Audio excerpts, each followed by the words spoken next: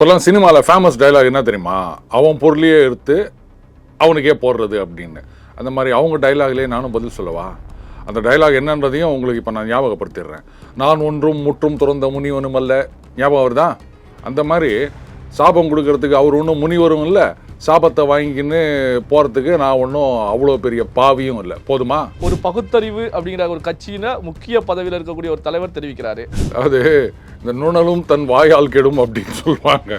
அந்த மாதிரி ஏதோ கொஞ்சம் நஞ்சம் பேர் ஐயோ பாவம் அது மாதிரி தோத்து போயிடுச்சு, இந்த கட்சி முதலமைச்சராக இருந்தவரே தோத்து போயிட்டாரு அப்படின்னு ஏதாவது ஒரு அனுதாபம் இருந்தா கூட சுத்தமா தொடச்சி எடுத்துருவாங்க போல இருக்குது. அந்த ஹாஸ்பிட்டலில் போய் வந்த நோயாளி அவன் சொந்தக்காரன் ஓட்டு போட்டு அவனுக்கெல்லாம் நல்ல சாவே வராது அப்படின்னு சொல்றேன். இதை விட எவ்வளோ பேசினவங்கலாம் இருக்காங்க, அதெல்லாம் நடவடிக்கை எடுத்துட்டாங்களா?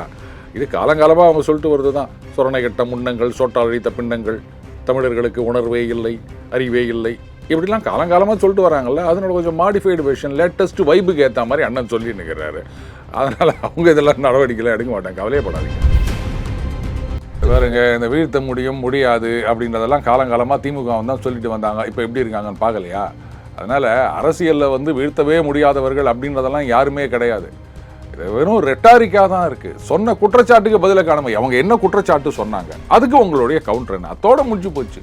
ஏன் தேவையில்லாமல் எதுவுமே இல்லைன்னா தான் இப்போ நீங்கள் என்ன சொல்கிறீங்க, அருண் 1000 கோடி ஆட்டையை போட்டார் அப்படின்னா, அது முன்னாள் நிதியமைச்சரை கேட்டால் தெரியும் எவ்வளோ பலன் அடைஞ்சாங்க அப்படின்னு.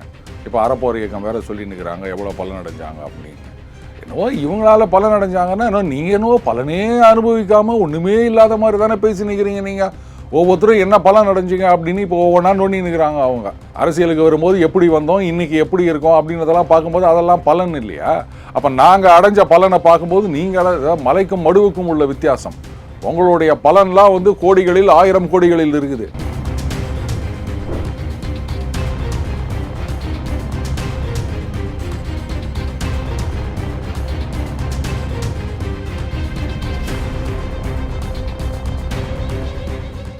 ரியல் ஒன் உறவுகளே, நடுநிலையோடு பொறுப்புடன் செய்திகளை வழங்கி பல லட்சக்கணக்கான மக்களின் நம்பிக்கையை பெற்ற நமது சேனல் வளர்ச்சிக்கு உங்கள் ஆதரவு தேவை. இந்த ஊடக பயணம் தொடர்ந்து வலுப்பெற திரையில் தெரியும் QR கோட் ஸ்கேன் செய்தோ அல்லது டிஸ்கிரிப்ஷனில் உள்ள வங்கி விவரங்கள் மூலம் உங்களால் முடிந்த அளவு சப்போர்ட் செய்யுங்கள். உங்கள் ஒவ்வொரு ஆதரவும் நமது குரலை இன்னும் பல லட்சம் பேரிடம் கொண்டு செல்ல உதவும். ரியல் ஒன் நண்பர்கள், உறவுகள் அனைவருக்கும் வணக்கம். இன்று நம்மோடு இருப்பவர் டெய்லி பஞ்ச் அருண் அவர்கள். வணக்கம் சார். வணக்கம் சிவா சார். நீங்க சைதாப்பேட்டை தொகுதியா சார்? இப்போல்லாம் சினிமாவில் ஃபேமஸ் டைலாக் என்ன தெரியுமா? அவன் பொருளையே எடுத்து அவனுக்கே போடுறது அப்படின்னு. அந்த மாதிரி அவங்க டைலாக்லேயே நானும் பதில் சொல்லவா? அந்த டைலாக் என்னன்றதையும் உங்களுக்கு இப்போ நான் ஞாபகப்படுத்திடுறேன். நான் ஒன்றும் முற்றும் துறந்த முனிவனும் அல்ல. ஞாபகம் வருதா?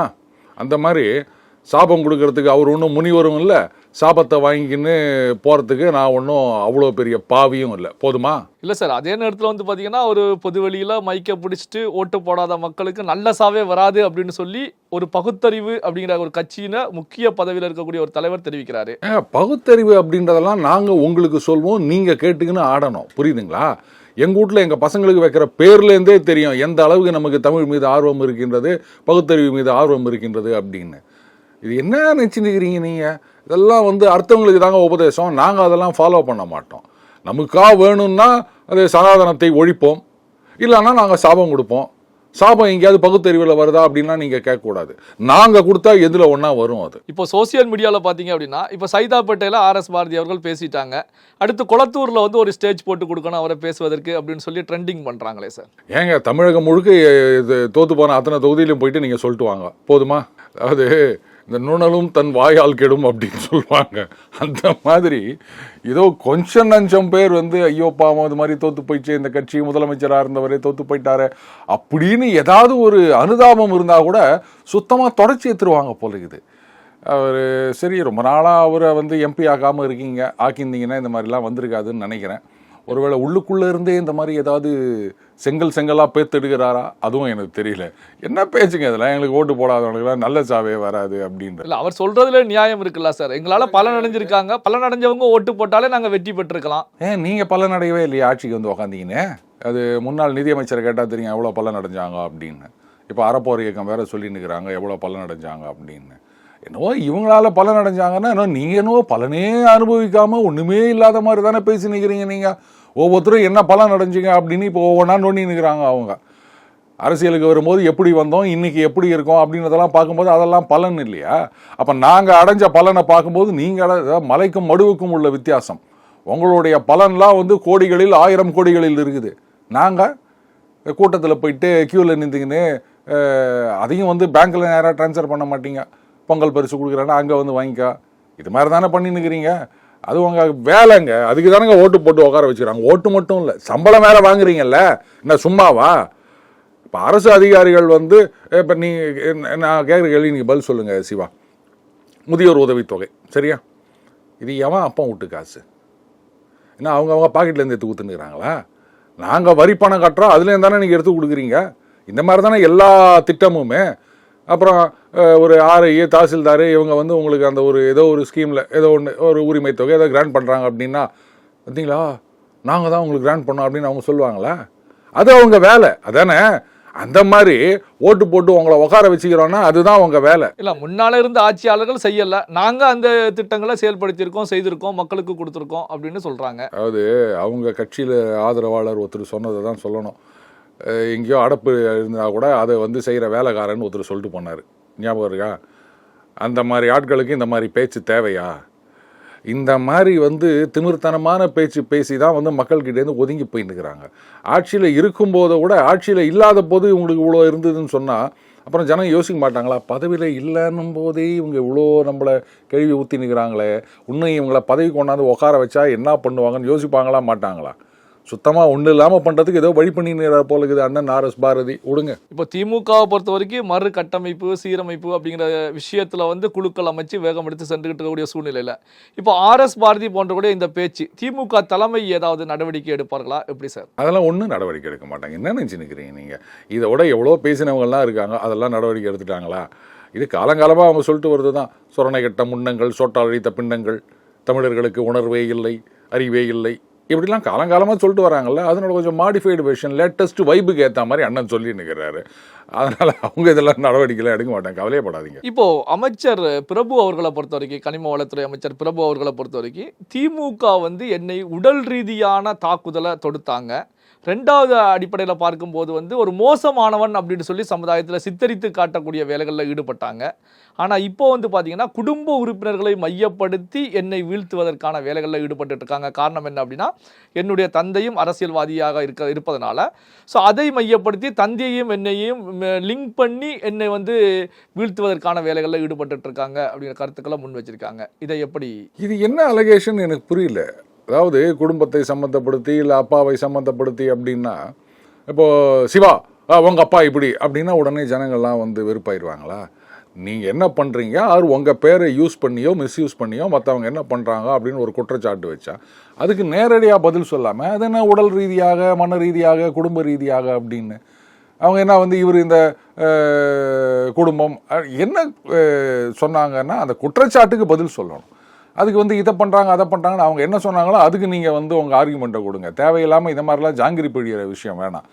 இது திமுக பார்த்து கற்றுனுக்கிறாங்கன்னு நினைக்கிறேன் அவங்க. இல்லை சார், அதாவது வந்து பார்த்தீங்கன்னா இப்போ சோசியல் மீடியாக்களை பயன்படுத்தி மோசமானவர் அப்படின்னு சித்தரித்து காட்டுவது, அவர் சம்மந்தப்பட்ட மோசமானவர்னு எப்படி மோசமானவர் எனக்கு சொல்லுங்கள்.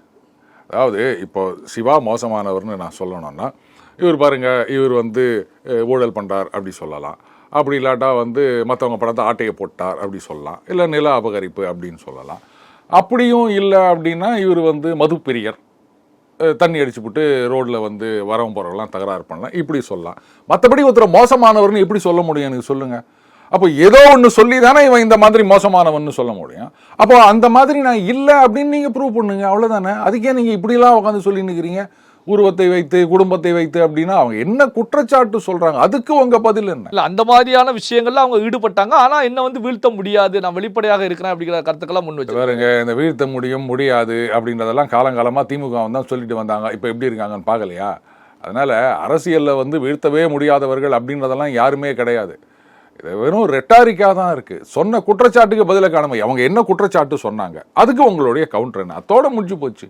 ஏன் தேவையில்லாம எதுவுமே இல்லைன்னா தான் இப்போ நீங்கள் என்ன சொல்கிறீங்க, அருண் வந்து 1000 கோடி ஆட்டையை போட்டார் அப்படின்னா இப்போ அதுக்கு என்கிட்ட சரியான பதில் இருக்குன்னு வச்சுக்கோங்களேன். அப்போ நான் சொல்லுவேன் 1000 கோடியா, நான் எங்கே போட்டேன் 950 கோடி தான் போட்டேன், இப்படியாவது ஏதாவது சொல்லணும், ரைட்? அதை விட்டுட்டு பார்த்தீங்களா என்ன உருவத்தை வைத்து கேலி செய்கிறார், குடும்பத்தை வைத்து கேலி செய்கிறார் அப்படின்னா அப்போ அவங்க குற்றச்சாட்டுக்கு என்கிட்ட பதில் இல்லைன்னு அர்த்தம். அதனால நான் ஜாங்கிரி பிஞ்சின்கிறேன் அப்படின்னு. என்னங்க இதெல்லாம்? இப்போ இன்னைக்கு சுதந்திர தினம், அண்ணா அறிவாலயத்தில் ஆர்எஸ் பாரதி அவர்கள் தான் கொடியேற்றி இருக்காங்க, ஸ்டாலின் அவர்கள் கொடியேற்றல. ஸோ எப்படி சார் பார்க்க? கொஞ்ச நேரத்துக்கு முன்னாடி நீங்கள் தான் கேட்டீங்க அண்ணன் ஆர்எஸ் பாரதி அவர்கள் மீது நடவடிக்கை எடுப்பாங்களா அப்படின்னு. இதெல்லாம் என்ன நடவடிக்கை எடுக்கிற லட்சணமா இது? ஏன் முன்னாள் முதல்வர் கொடியேற்றலை அப்படின்னு எனக்கு தெரியல. அட்லீஸ்ட் எதிர்க்கட்சி தலைவராவது கொடியேற்றிருக்கலாம். இல்லை ஒருவேளை கட்சியில் வந்து மூத்த நிர்வாகிகளுக்கு நாங்கள் மறுபடியும் ரெக்கக்னிஷன் கொடுக்குறோம், அவங்களுக்கு வந்து மரியாதை கொடுக்குறோம் அப்படின்னு ஏதாவது பண்ணியிருக்காங்களா எனக்கு தெரியல. அது அவங்கள தான் கேட்கணும். சரி ஏதோ கொடி ஏற்றினாங்கல்ல, அதோட விடுங்க. இல்லை, அதே நேரத்தில் வந்து பார்த்தீங்கன்னா இப்போ இதில் பல கேள்விகள் உருவாகிட்டு இருக்கு. ஏன்னா ஸ்டாலின் அவர்களை பொறுத்த வரைக்கும் இப்போ ஒரு எம்எல்ஏ பதவி கூட கிடையாது, ஓய்வில் தான் இருந்துகிட்டு இருக்காங்க. அப்போ கொடி ஏற்றுவதற்கான டைம் அவருக்கு இருக்கிறது. இல்லை எதிர்க்கட்சி தலைவர் உதயநிதி ஸ்டாலின் அவர்கள் ஏற்றுவதற்கு இருக்கிறது. ஆனால் ஆர்எஸ் பாரதி தான் இன்னைக்கு ஏற்றியிருக்காங்க. அப்படிங்க எம்எல்ஏ பதவியில் இல்லைன்றதுனால ஓய்வில் இருக்காருலாம் நீங்கள் சொல்லாதீங்க. ஏதோ அன்றைக்கி வந்து அந்த வீடியோவில் கையில் கட்டின்னு உட்காந்துருந்தாரு. இதை வந்து பார்த்தீங்களா, இது கூட சொல்லலாம். நீங்கள் சொல்கிறீங்களா உருவத்தை வைத்து கேலி செய்கிறாரு அப்படின்னா, அது மாதிரி லுங்கி கட்டின்னு உட்காந்து நிற்கிறாங்க அப்படின்லாம் வேற சொன்னாங்கல்ல. ஏன் லுங்கி கட்டக்கூடாதா தமிழ்நாட்டில்? அவர் கட்சி தலைவருங்க, திமுக எம்மாம் பெரிய கட்சி அது. அப்புறம் நீங்கள் போயிட்டு ஒரு ஓய்வில் இருக்காருன்னு சொல்கிறீங்க. ஓய்வரியா சூரியன் அவர். சார் ஸ்டாலின் அவர்களை பொறுத்த வரைக்கும் லுங்கியோட எப்போவுமே பார்த்தது கிடையாது. இது வரைக்கும் லுங்கி அப்படிங்கிற வீடியோ சோசியல் மீடியாக்களில் எங்கேயுமே கிடையாது. அப்போ பார்க்கும்போது ஒரு அதிசயமாக ஆச்சரியமாக தானே சார்? இதில் என்னங்க இருக்கு? எல்லாரும் தான் லுங்கி கட்டுறோம், இதில் என்ன தப்பு இருக்குன்னு எனக்கு புரியல. கொஞ்சம் வித்தியாசமாக லுங்கியில் இருந்திருக்காரு. அது ஆமாம் இரவு நேரம்ல, அதனால லுங்கியில் இருந்திருப்பாங்க. அதை நான் ஒன்றும் பெருசாக எடுத்துக்கல. ஆனால் அதுக்காக நீங்கள் ஓய்வு அப்படின்லாம் சொல்லி கிண்டல் பண்ணக்கூடாது. ரொம்ப ஓவராக இருக்குதுங்க. அவர் வந்து கட்சியை எப்படி மறுபடியும் வந்து மேலே கொண்டு வருது, புதிய நிர்வாகிகள், அதுக்கப்புறம் பழைய நிர்வாகிகள், யார் யார் இது பண்ணுறது அப்படின்னு எவ்வளோ வேலையில் இருப்பார் அவர். அவரை போயிட்டு நீங்கள் ஓய்வு, ஆனால் அதுக்காகலாம் நிர்வாகிகளை போட்டால் கட்சி மேலே வந்துடுமான்னு அது என்ன கேட்காதீங்க. அது அவங்களுக்கு தான் தெரியும். பல்வேறு முக்கியமான தகவல்களை நம்முடைய உறவுகளுடன் பகிர்ந்து கொண்டதற்கு நன்றி சார். நன்றி சிவா.